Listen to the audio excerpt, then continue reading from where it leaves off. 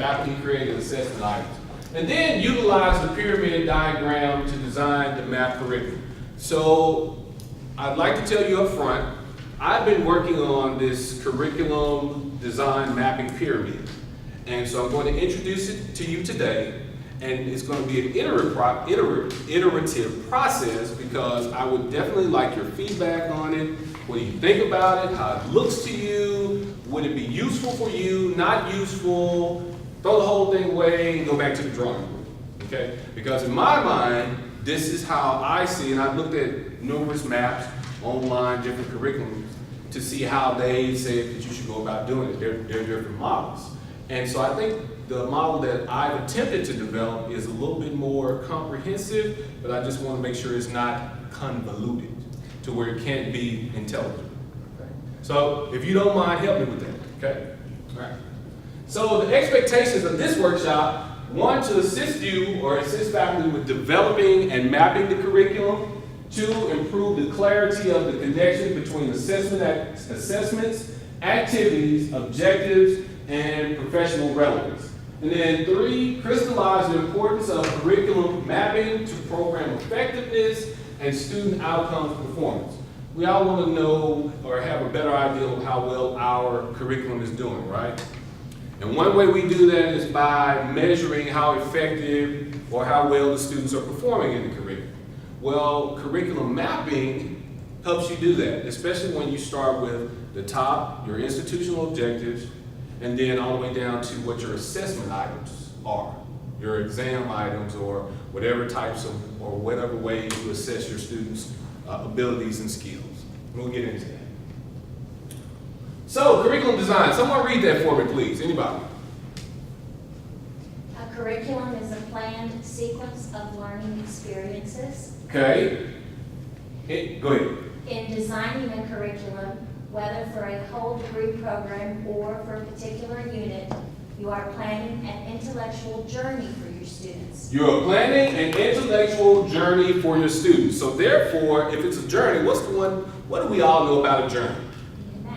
You need to map it. You need to have a place that you are going. You need to know where you're going, right? But to know where you're going and to get there effectively, you also have to know where you come from or where you already are. Okay.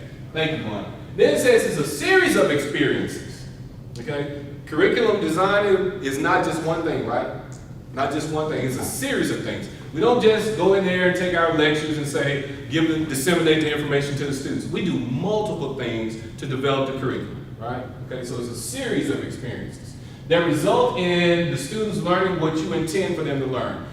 Here's the key part. Now, do we think that we've ever had faculty, instructors, or teachers who just taught us what they wanted us to know, and it wasn't necessarily tied to anything tangible? Oh no, we've never done that. Nobody will say anything. Okay, I'll move on. So, but when we talk about this last statement, or this last phrase, learning what you intend for them to learn, it needs to be tied to measurable outcomes. It needs to be tied to whatever their profession says that they need to know upon graduating from your curriculum, right?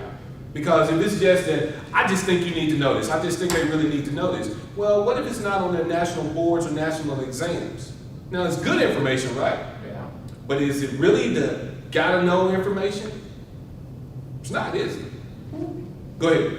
Well, I'm just going to say that in my previous department, there were actually some topics that were not covered from our national organization. Mm-hmm. That as a faculty, we actually agreed They need to know. important enough for the students to know. Okay.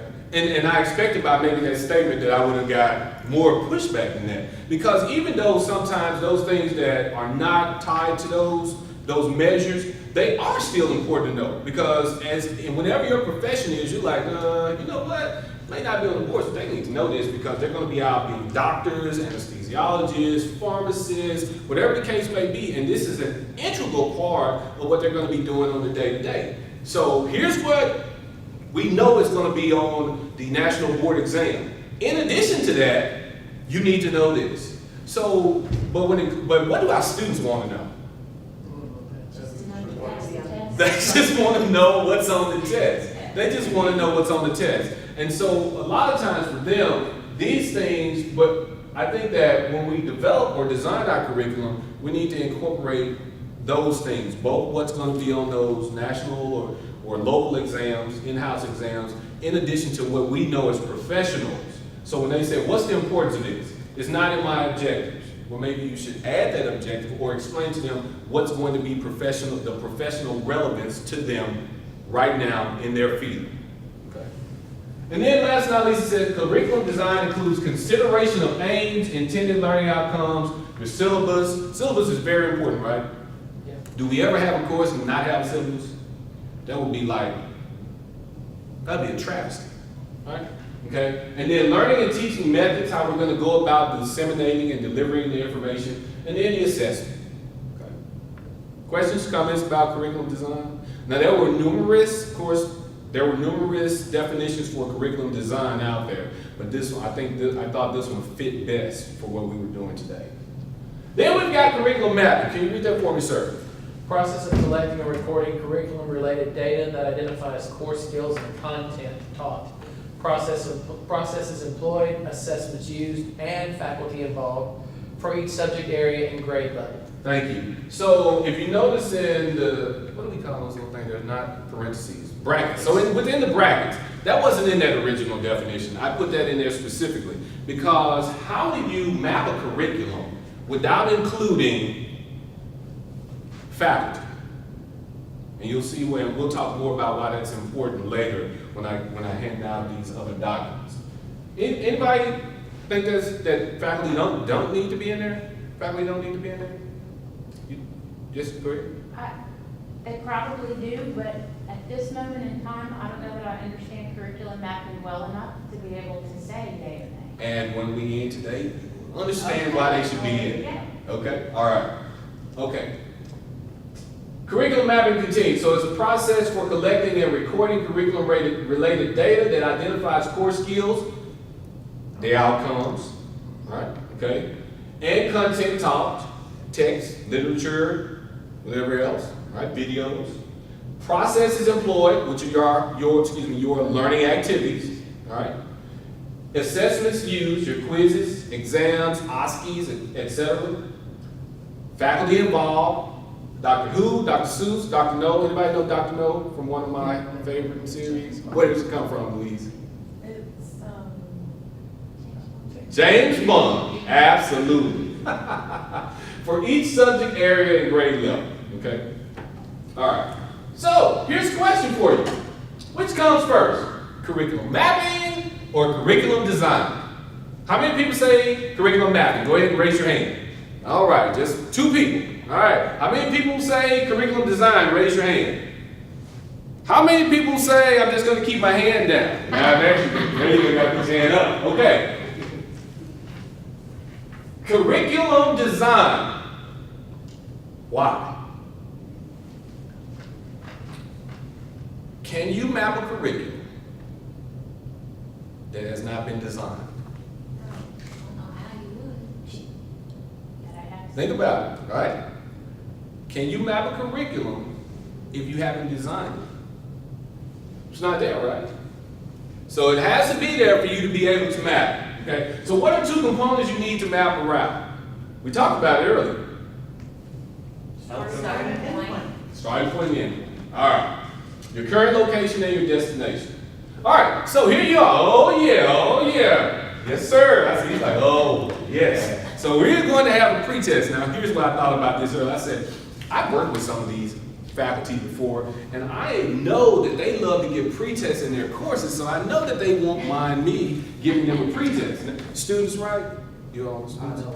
You're not students? Okay. Not so much.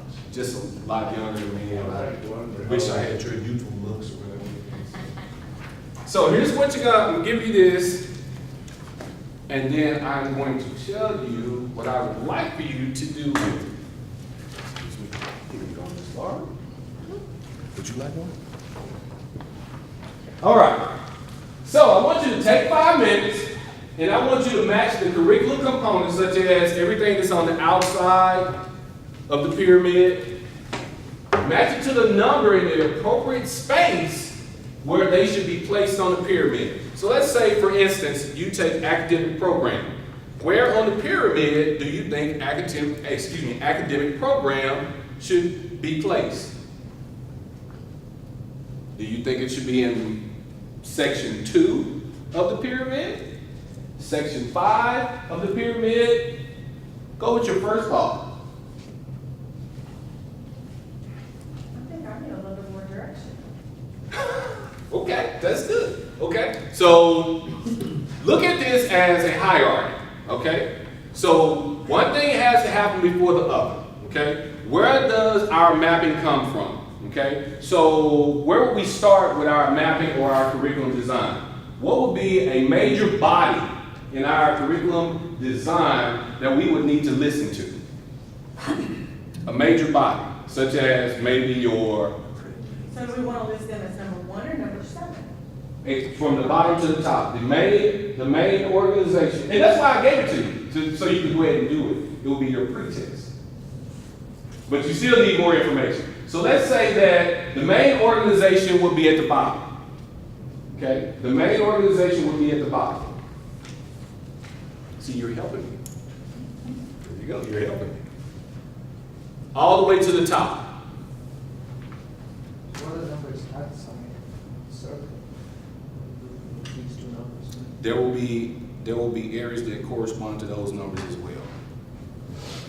And don't give it great thought because it's not graded. And then at the end, you're going to take the test again. What numbers do we use? 1 through 9. Oh, we use 8. Mhm.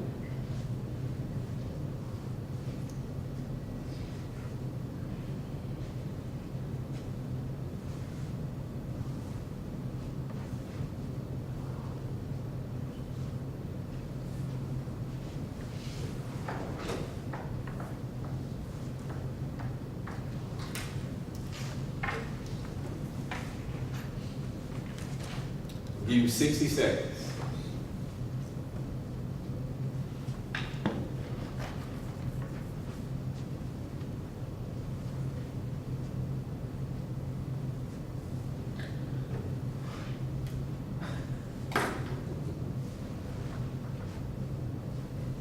I don't like your reasoning. Just a reminder of how our students feel, right?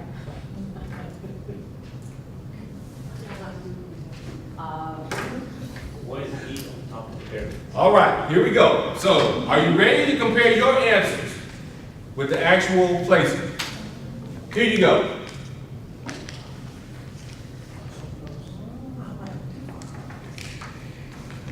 With minimal instruction too, right? Right. So, tell me where you think that you may have gone wrong, or where you did kind of get a little off. What do you think? Or questions about what you see on the board, on the screen? I think the evaluation should be on top. Oh, okay. Why do you think so? Because that's the last thing that you are evaluating the rest of the pyramid with, so. Okay, so you think that your evaluation should be on top because you need to. You check on all the rest of the. Okay. Anybody else have a thought about that? I agree with that. That's You what I agree? thought. How many people agree with that? Because that's the last stage, I mean, if we build a pyramid bottom to top, that would Okay. be the last thing that to evaluate. So, Okay. Anybody else have a comment about that?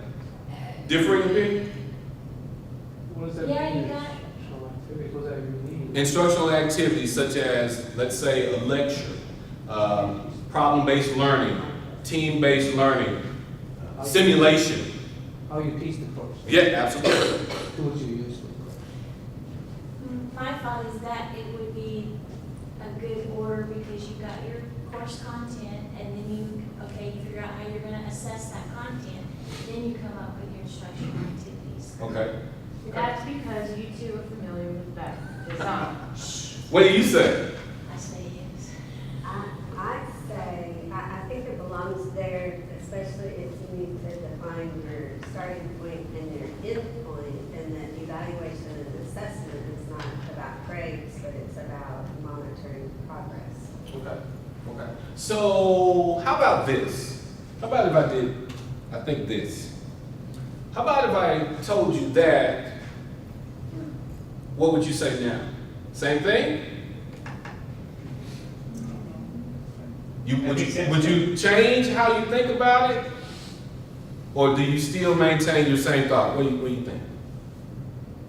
I think, I'm gonna stick to what I said. Think you stick with what you said? Okay. So let me see if I can shed some light for you. Okay. So these areas here, if you notice, say administrative bodies, right? So these four levels, we generally as individual faculty members don't necessarily participate in those 4 levels, do we? We're not the accrediting agency. We are part of the institution, but we as individual faculty, we're not making those decisions, right? Not making those decisions. As a college, whichever college we're in, College of Medicine, College of Pharmacy, as individual faculty, we're not really doing that either, right? Nor as an academic program, okay? So this is all controlled by the administrative body, these 4 levels. Now, as you see, it's demarcated for you. So the top part of the pyramid, where the course is, who is the primary person there? Faculty are. Faculty are. So you've got your course. Now here's where we start with the course objectives. All right? Anyone in here not familiar with backwards design of course development, or anybody not familiar with it? Okay. Hang on, let me ask. Go right ahead. Before I say anything. Backward design, you start with your assessment and come back down to your objectives. Backwards design is actually, flip it around. You start with your objectives. What do you want these students to learn? What should they know when they graduate or when they pass this course? What should they be able to do? Okay, so your course has objectives, right? Your course may have anywhere, I guess, maybe from, well, it just depends on how many objectives you want your course to have, right? So you've got your course objectives, okay? So your course has its objectives. Then, if you've got objectives for your course, and you know what the students need to be able to learn, be able to do when they leave that course, what's the next thing that you're going to build? Is it going to be how you're going to teach it, or how you're going to assess whether or not they are able to achieve those goals? Which one? So let's think about it this way. I need to know, after I say this is what they need to be able to do, I need to know if they're able to do it, okay? Once I do that, which are your assessments and your evaluations, once I can say this is how I'm going to assess it, then your activities you incorporate, because they're going to, your assessment method is going to determine how best to deliver the content. Whether it needs, because if they need to be able to physically do something with their hands, then maybe a simulation activity may teach them better how to do that. Okay? So therefore, that's why, and when you think about it generally, you're absolutely right. When I first thought about it, I was like, it's kind of weird that evaluation and assessment would come before the instructional activities. But when you start implementing the curriculum, what are you going to do first? Notice it goes up this way, the curriculum is developed this way. When it comes back down, what's the first thing you're going to do? Is it going to be assessment or your activities? Then after you have your activities, you're going to do what? And then after you've evaluated, that's going to tell you whether or not they were able to do what? Achieve the course objectives. Still questions or comments? Any rebuttals? Any thoughts? I think Go ahead. to be clear, if you said course objective, you should just say course. Just instead of saying course. That will make it clear. Gotcha. So here's the other, and I will definitely take that into consideration for revision. So so if that being the case, and this is what I did want to, yes please? Can you include the arrows when you give us the original design? That would help. Oh yeah. I'm going to give you copies of it. I got copies of it for you right here. Include the arrows in the pre-test, so we know what. Oh, you want the arrows in the Just pretest? want a little Gotcha. clue. I will be more than happy to do that. So let's look at it this way. So we're saying that we're developing the curriculum this way and we're implementing it back this way. So here's the deal. I didn't want to put objectives on every block, on every level for you, but when you think about it, you have your accrediting agencies, objectives, and standards, right? what they say that the institution should be able to do, or your college. You have your institutional objectives, you have your college objectives, your academic program objectives, then you go into your course objectives. And that's kind of why it's going up like that as opposed to down, because when you get to the top, who's going to actually be implementing this? Yes, please. Well, the faculty, but, so you have, the circle there is to say that all of those are administrative bodies. All those would be administrative bodies, or they are the ones that are going to determine what takes place here, as far as you have to adhere to what these bodies say to be able to do that. Okay. Anybody disagree? Okay.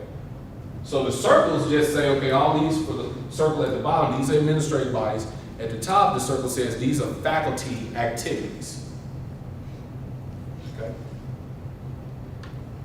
So like I said, so each one of these levels or bodies has their own objectives that have to be adhered to. Let's say, for example, and here's where it may get tricky, but hopefully not. Let's say, for example, the College of Medicine, right? Does the College of Medicine have an academic program? The College of Medicine is the academic program, right? So it's unique in that it's unique in that entire spectrum. So those two are really together. But let's say for the College of Pharmacy, okay, do they have different programs under there? Or the College of Public Health? College of Public Health has several different programs, don't they? So if you were in the College of Medicine, you may say, okay, we are the College of Medicine, so we're going to take out academic programs. Because it may confuse me. Now I can see it more clearly because I don't have to think about that extra level. So it depends. So that's why it was so important earlier when we started discussing, you need to know where you are on this. Okay? But for most of us, we're not going to even be concerned really with this area. We're going to be operating in the top part of the pyramid. Any questions about that? Now what does it say? So it's developed and mapped, is that one? Curriculum is mapped. You can't map your curriculum. You will never start mapping your curriculum with your courses. Okay?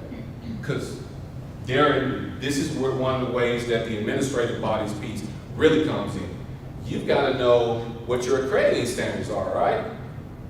Then you've got to know what the institutional standards are. For college, your college is going to have to adhere to, try to satisfy what? Serve two masters, basically, right? Then your academic programs have to adhere to what the college is saying that needs to be done. Then your courses have to adhere to what their different colleges are telling them. Okay? And then you go all the way to your evaluations and your assessment. So you have your course, how are we going to assess it? Okay? How are we going to assess our course objectives? All the way up to what are going to be our instructional activities? All the way down to who developed the items on the questions. Dr. Ehab, did he do it?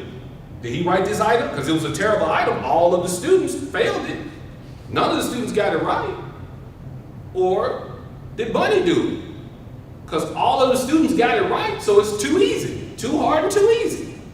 Not a good question. So we need to do what? So one of the reasons why you do this is so you can go and say, hey, all of the students got this right. This may be too easy. So maybe you want to look at redoing this, rekeying it. So that's getting down into the weeds, but that's one of the reasons why you want to be able to map the curriculum. Because it not only helps you to better assess the students' outcomes, but also how well that the faculty are doing with helping the students achieve the outcomes. Questions or comments? Talk to me. Nothing? Nothing? Okay. Yes. Okay, so you can have it in space.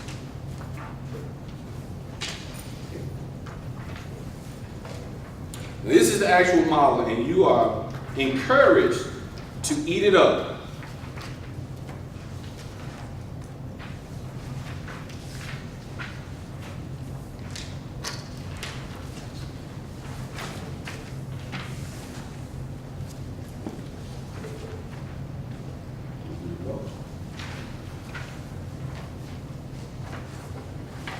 So, here's the actual model. Now for you, if you were going to, and let's go to design the curriculum. What would you need on this model? Or what would you need differently from this model to help you to better design your curriculum? Other than explicit details that says do A, B, C, D, then do X, Y, Z. What would you need?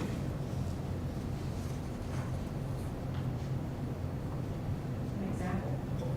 Such as? Such as my accrediting agency says that I need to teach this. Okay, Okay, so I have that. gotcha. Now I just need to figure out how to work it into this pyramid. Okay, okay. Does this kind of work for you? It kind of does, in a way, yeah. Okay, so what would you need specifically for your area? Well, see, my area is actually, I'm looking at how to set up training for our employees, for certain styles of employees and all that, so. Okay, okay. And so his is a unique situation. He's talking about what's outside of I'm the looking at more the top part. the academic, exactly. And the only reason that the bottom part is there, and I even considered bringing it in today, is because the presentation is mapping. So when you talk about mapping, if you don't have that lower piece, it's not really going to work for you, okay? But if we're talking about curriculum design, at the levels that we're discussing it, all you really need is look at the demarcated model and just the top part. That's where you're going to operate. Even for your situation, you're absolutely right, just for that. But even in that, you're doing training, okay? So- But you still have accrediting bodies also, or Yes. standards. We do have that. So Absolutely. For me, it wouldn't be like the institution of college, it would just really be the academic, I'm sorry, the accrediting agencies, and Mhm. maybe some, in some cases, the programs. Okay, which area are you talking about? IT here. IT, okay, okay, good deal. Bonnie, what do you think? Okay. So, an example, right? Like this one? Kind of. Okay. This is, I know you've seen this before. This is an example from the College of Medicine. And in the first column, if you'll notice, these are, it says college objectives, but the college's objectives are specifically tied to their accrediting bodies, okay? And so, from the college objectives, you develop your course objectives. Okay, as you can see here in the example, completely perform a general physical examination on an adult using physical examination equipment appropriate. Okay, that's one of their courses. Yes, Laura? Well, just for clarity for myself, Uh-huh. so college objectives, because medicine is a single program. Because it's a single college, yes, Okay, and so for program. me in audiology, Uh-huh. that would be program objectives. Be program objectives. You're absolutely correct. Does that help at all? Okay, all right. So once you got your course objectives, okay, then the next thing you're going to look at is what? How are you going to assess them, all right? So what's one of the ways that you assess students? Which department? Surgical technology. So what's one of the ways that, I'm sure they've seen this before, what's one of the ways that you would go about assessing your students' outcomes? Exams. Exams, written, MCQs, Written exams, I don't know what that is. multiple choice questions? Yes, but Okay. I'll do multiple choice, true, false, fill in the blank, I'll do Okay. a variety. But then there's certain areas where we have lab skills, where we Gotcha. actually demonstrate. Okay, So in that block, you would actually have labs, okay? And then your instructional activities and resources. Okay? So what am I going to use to actually get them to learn the curriculum? Is it going to be, let's say, SDL, maybe, which is up there. Your lectures, even the fact that you use a lab to do assessment, can lab also fit in the instructional activities section? Yes. Absolutely, absolutely. So, and like Laura said, instead of just thinking college, you can think your program. You can even look at this and even think your course, but just remove the left side of it. And that's where you're going to operate. The only reason I wanted to even show you the left side column is because you're still going to be working from your college or your program objectives when you start developing your course objectives, okay? And to be quite honest, when they do ask you to map your curriculum, if you do this with your specific courses, it makes it a whole lot easier for you because you're already in line with these things. You're already in line doing these things. But it's extremely important, especially when you're trying to explain to the students. If students say, well, why are you having us do this? Maybe you want to discuss with them how this particular activity or this particular method is linked to this particular outcome. I taught it to you this way because this shows that you get the best results on this outcome.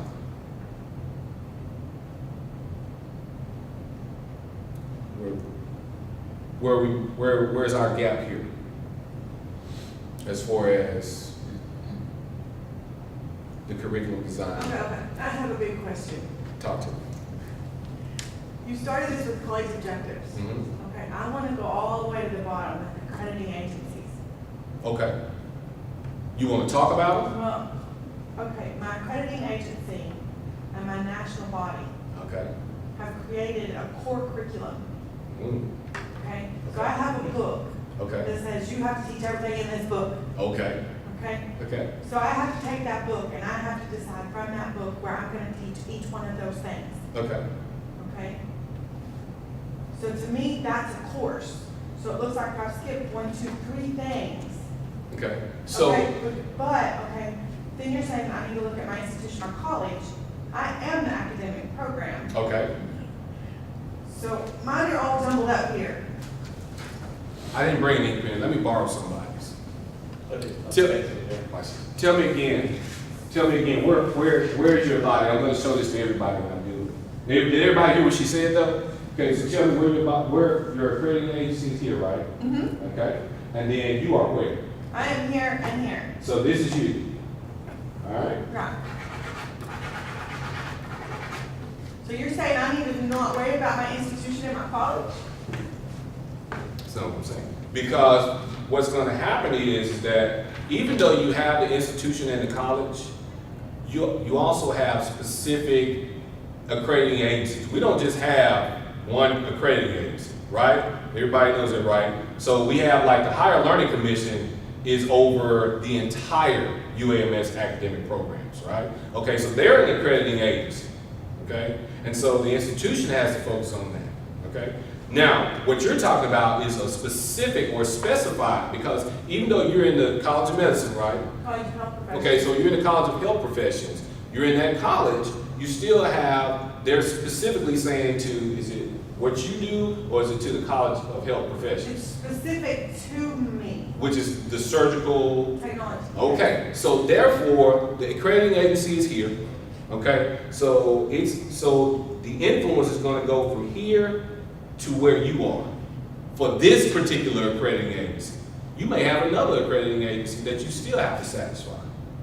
Does everyone understand what I'm saying? Because I don't think any of us only have one accrediting agency. So it's kind of like, let's say Jenga, right? If it doesn't apply to you, move it to the side, and it still stands.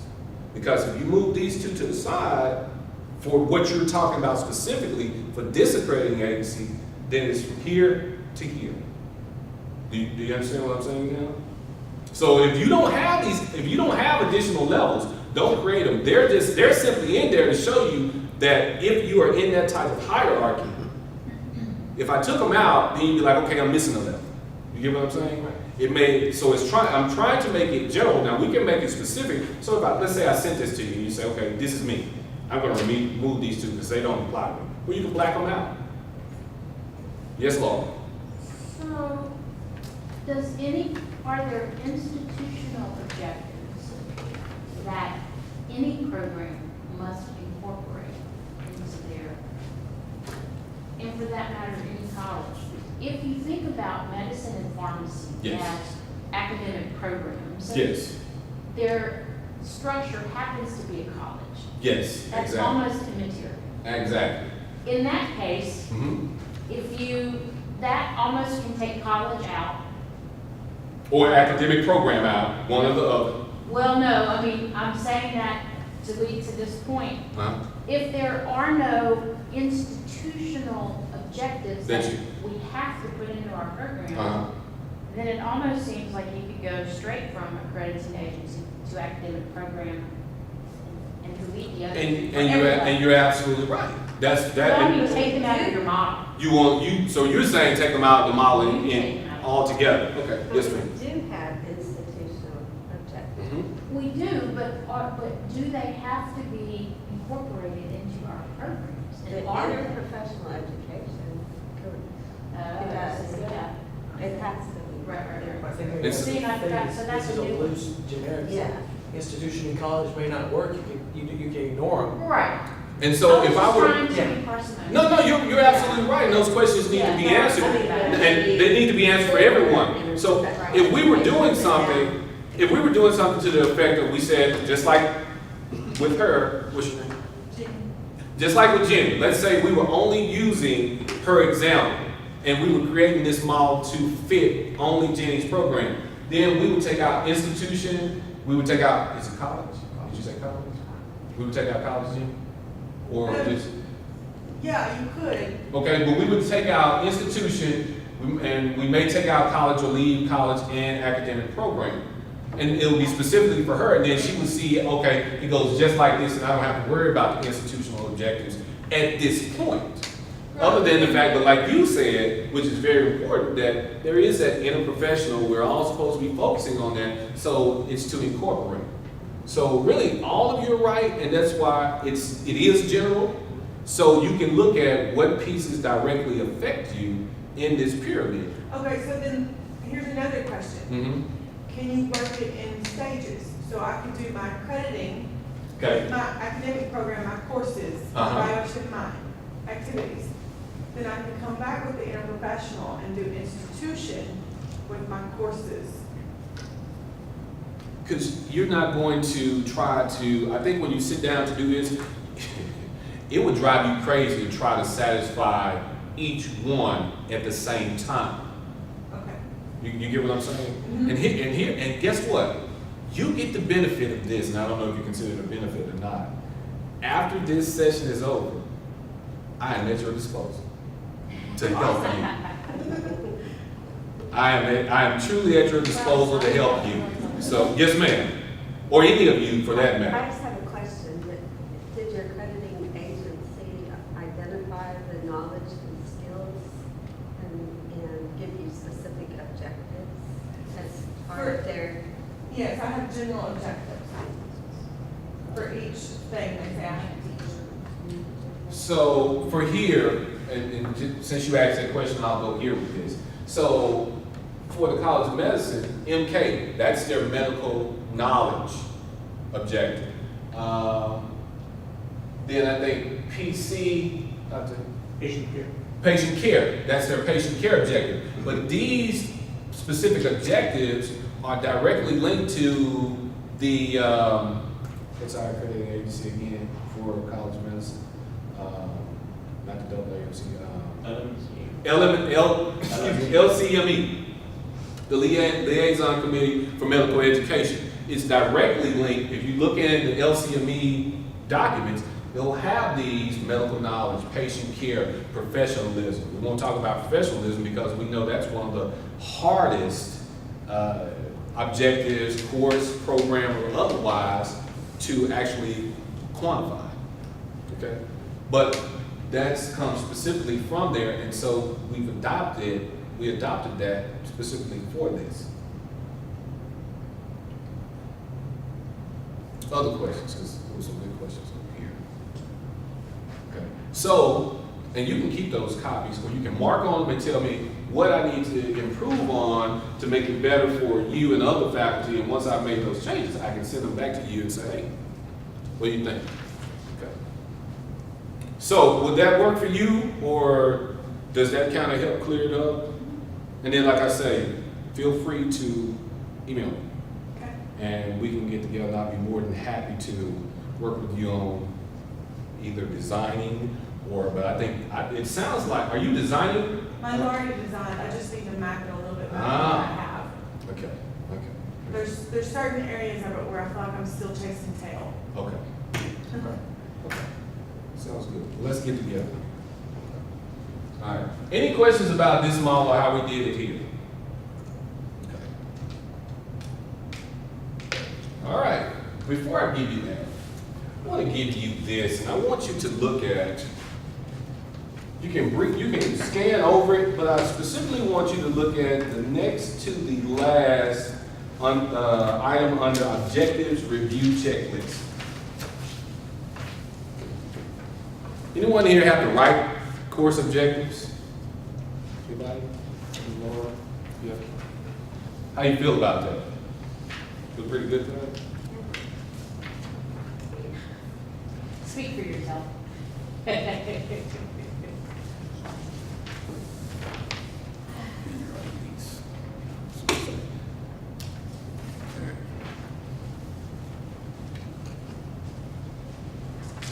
And before I came over here, I looked at this document again, and one of the things that next to the last item had an issue with, and I said, I have certainly got to change this or revise this before I came over here to talk to you about this. But have you read that next to the last item? It reads, do the instructional activities and assessments match the learning objectives?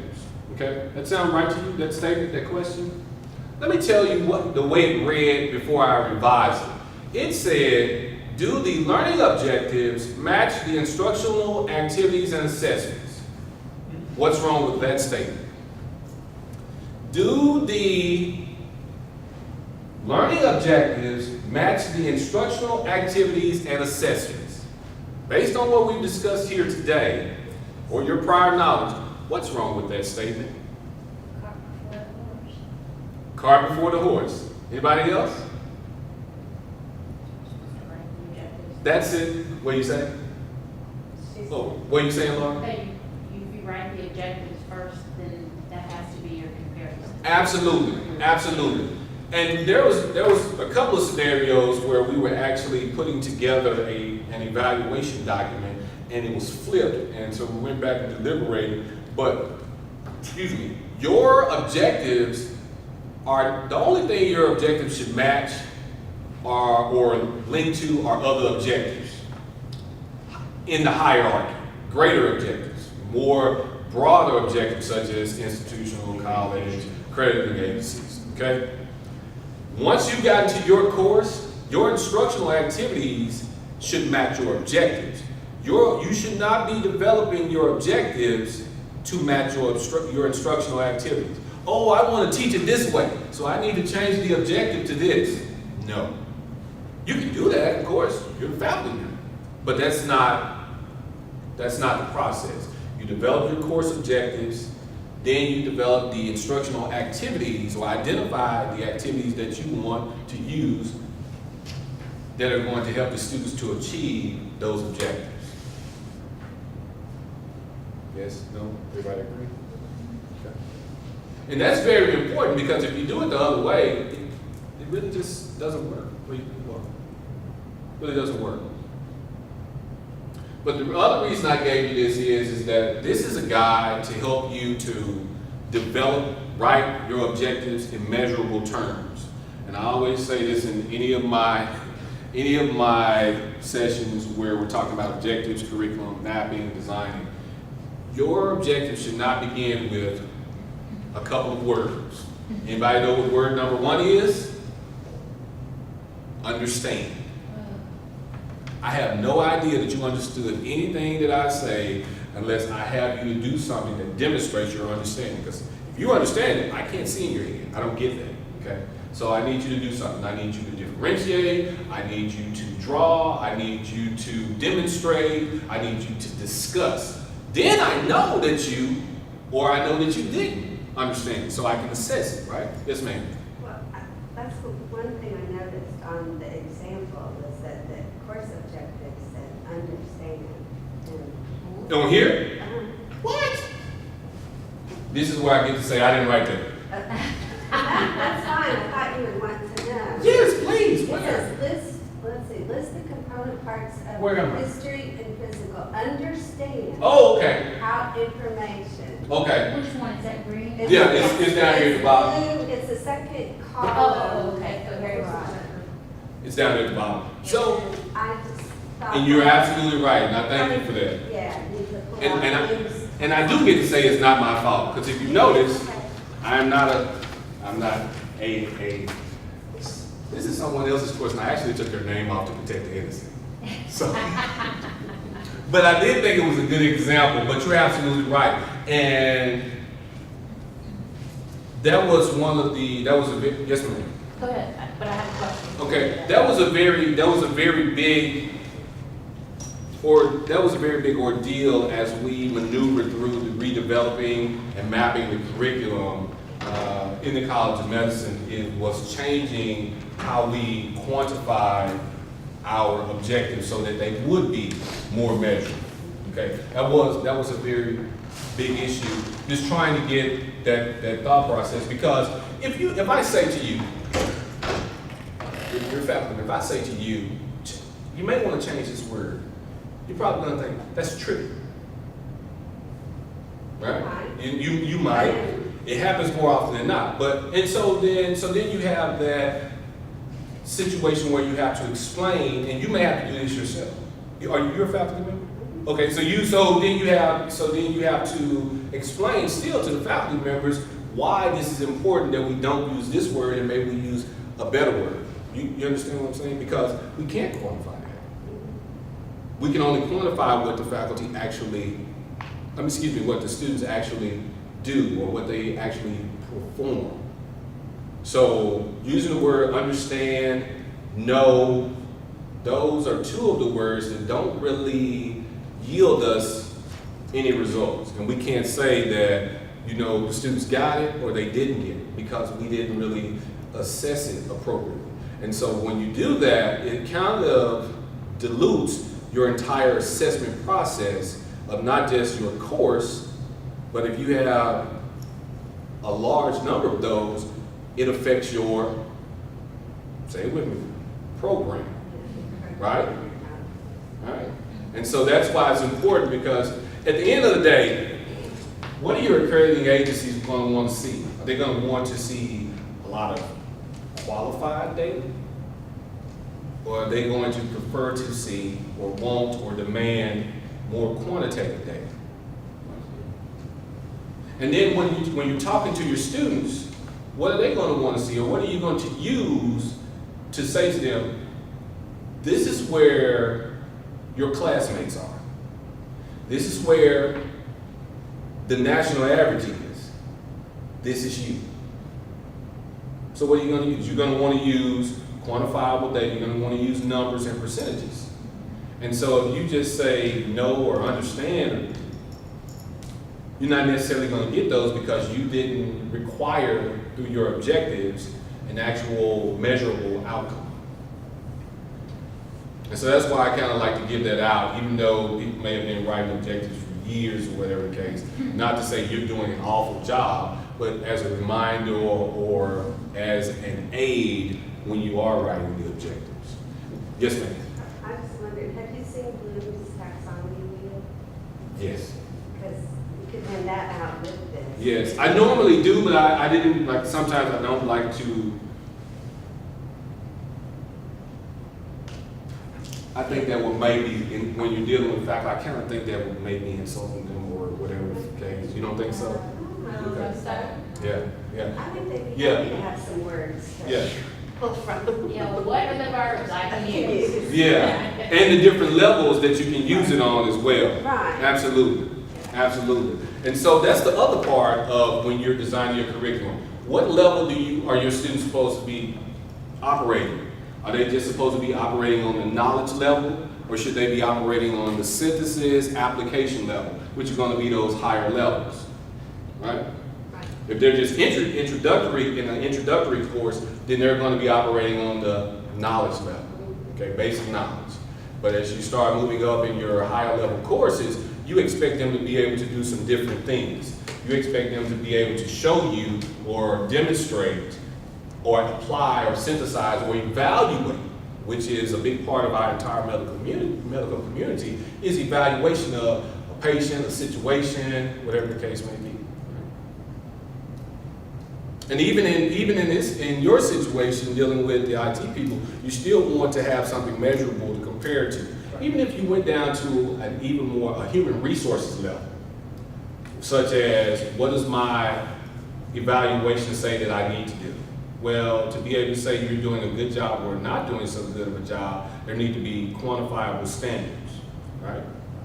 So you did this much of this job this week, you did this much this week, or you, whatever the case may be, but you need to be able to quantify it. So you're gonna say, demonstrates proficiency in typing, and maybe typing 30 words a minute, or whatever the case. But you have to have some measure to say yes or no.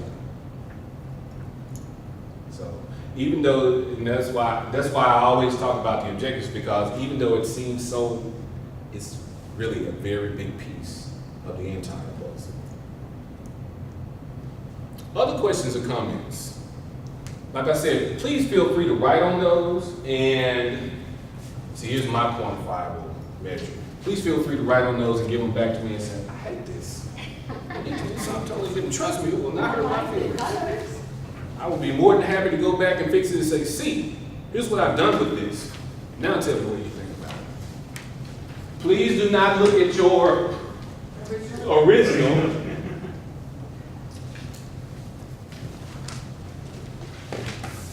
And then you can tell me how well you did the next time. So, are we supposed to put numbers by the words or write? You can put the numbers by the words. Is that the direction? Yes. Okay, because I didn't know to do that.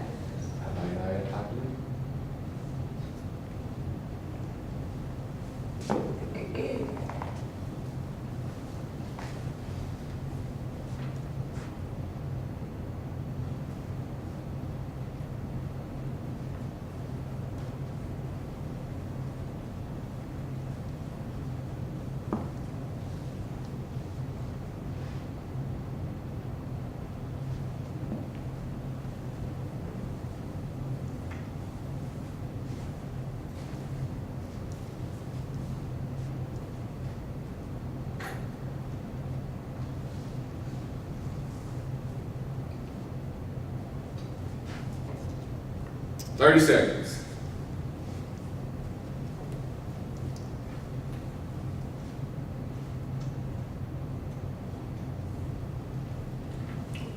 All right. So now look at your original and tell me how well you did.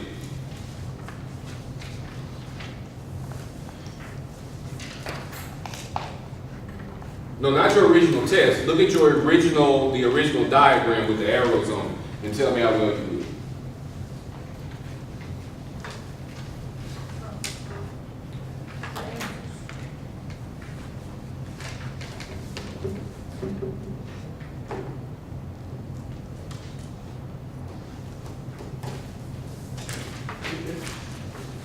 Now, for everybody who got it, how many people got them all right? You win a prize. Everybody got them all right. So, you have just formed my committee for revising this entire document. We'll start work next week. I'll send you some calendar invites. That's a good deal. It's a good learning tool, because you look at it first and you're like, What? You should see the other ones though. If you go to the internet and look at the other ones, that was, like I said, I attempted to simplify it so people could better understand it, but also be inclusive of our institution, because we have, when you get past the institutional level, it starts getting a little tricky as far as which way we're going, because we have College of Medicine, just that entity. Then you have College of Health-Related Professions, College of Public Health.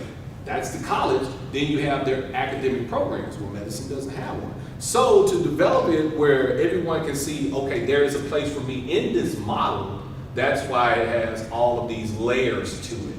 Now, like I said, you can definitely take out what layers don't apply to you and operate from there, and then it will work for you. But for most of us, for faculty, it's going to be that top circle. It's going to be the college, your course, your instructional activities, your assessment, evaluation and assessment activities, then your instructional activities. And you're at the top. And that, I wanted to really highlight the fact, by putting the faculty at the top, that faculty are at the top. Because once it goes up, who's going to drive it back down? Faculty are. Faculty are. You're going to ensure that the instructional activities are implemented. You're going to ensure that the evaluations and assessments are conducted. You're going to be the one who ensures that the objectives are met, and if they're not, what remediation activities. What I didn't put in there was, if you need to remediate, then what happens? Then what happens? So, and as we start getting down to like things such as item analysis, who wrote the question, then it starts getting trickier. So, but like I said, what questions do you have or other comments for everyone?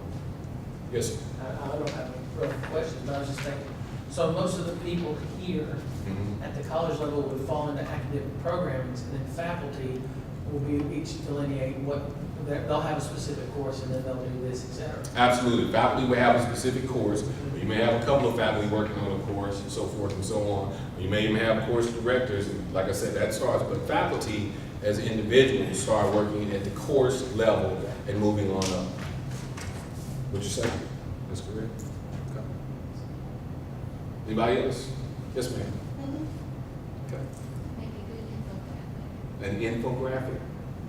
This is my instructional designer in my department, so she's explained to me how I can do this better later, and we will be working together on it. Absolutely. What is an infographic? Yeah, I was going to ask the same question, but just not here. I was going to wait till we got it. Since you asked it, go right ahead. A graphical representation of information. It's kind of like a word picture. Does that help? It gives a little more detailed information. I'm probably not doing it justice, but if you Google the term infographic, you'll get some great examples. Just something real simple. I pulled one up last night or the night before, and it was about, the internet and the speed of information and how many times, people use Facebook within 3 minutes or whatever. It was all based on a time thing, and how often they use Google and like all the electronic applications. More visual than textual. Right, it wasn't a lot of text, but it had the visual images of what all the stuff is.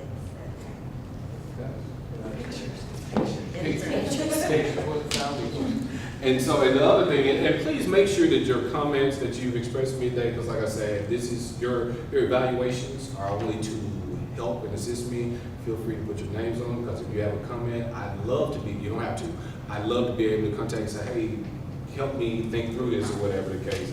Trust me, I won't be offended. This is because when we do this again, or when I do this again next time, then it'll be, I won't have the same questions or barriers that we had here, because I want to make it as clear for the audience as possible. So, and you're already going to call me. Right? I'm probably will, yes. Now, are you working on any mapping or designing in your area now? I think, not like in the moment, Okay. but I think we will be. Okay. maybe accreditation coming up or just revisions to the curriculum? Accreditation is a couple of years. Next year's a self-study. Ah, okay, So I think we need a curriculum review in speech pathology. okay. But not audit out.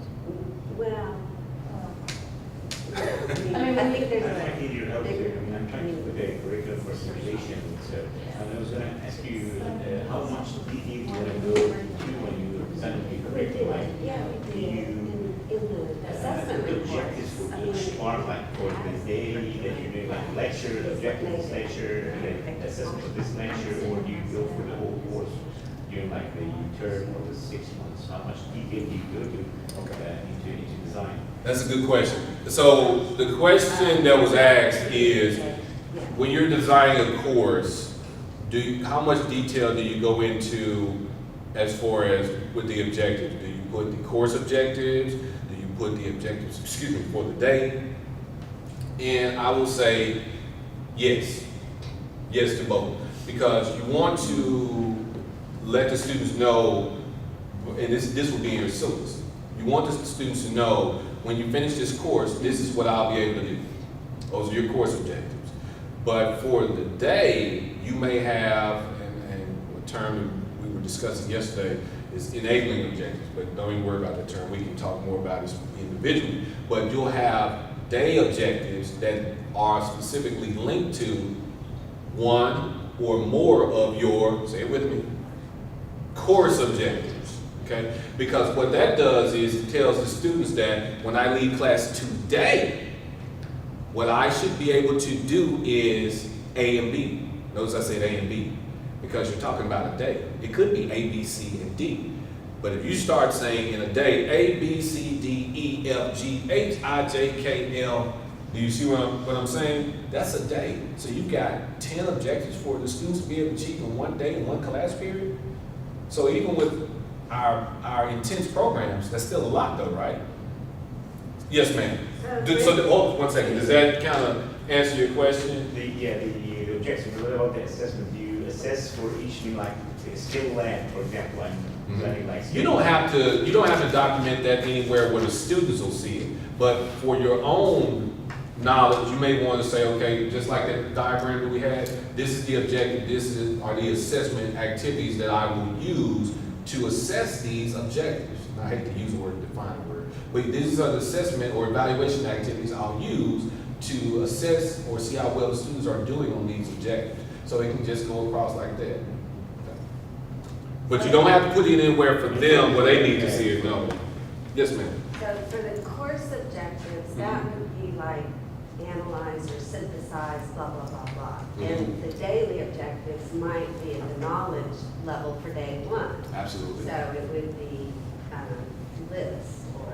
Yes, and then maybe day 5, you start titrating up or moving up in how close they get to analyzing. So you start building up. So maybe you can say But that you have to analyze. have the foundation knowledge before yeah. you can. Absolutely. Because you may have to analyze whatever course objective, but you may start at the very base level of Bloom's throughout, let's say you got 7 days and you go through each level, each one of the day, you're trying to take them up a level each day until you can get to where analyze is actually located on Bloom's taxonomy.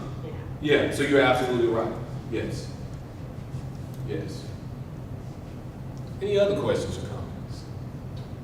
Okay. So once again, at the end or nearing the end, I always like to reiterate the fact that in the Office of Educational Development, we are more than happy to assist you with any of your faculty development, curriculum needs. Please give us a call, something specific to this. Like I said, it's okay to, if you hate the model, call me anyway because we can think through it.